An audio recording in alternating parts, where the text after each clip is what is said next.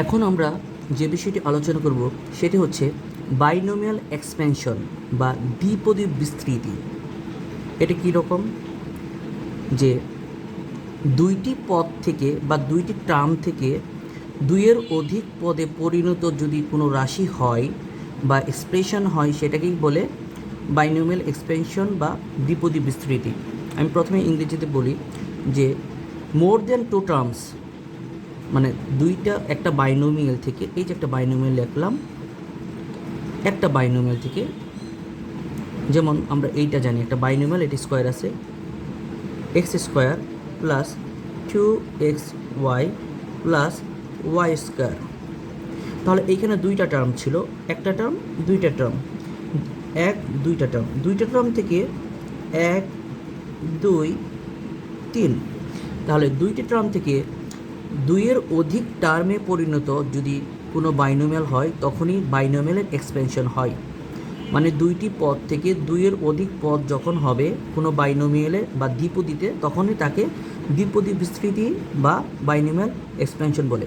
এইটাই হচ্ছে বিস্তৃতি পাবলিক, এটা এক্সপ্যান্ড হয়েছে, আসলে এক্সপ্যানশন হয়েছে, এক্সপ্যানশন।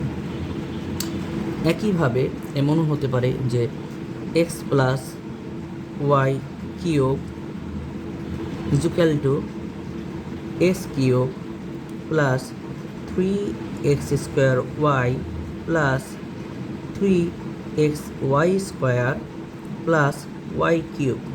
এখানেও দেখা যাচ্ছে একটা বাইনোমিয়াল, একটা টার্ম দুইটা টার্ম, এইখান থেকে দুইটা টার্ম, এখানে এই বাইনোমিয়ালটা দেখা যাচ্ছে যে এক্স প্লাস ওয়াই কিউব, এখানে দুইটা টার্ম থেকে চারটা টার্মে পরিণত হয়েছে, 1 2 3 4। তাহলে x plus y cube x cube plus 3x square y plus 3xy square plus y cube.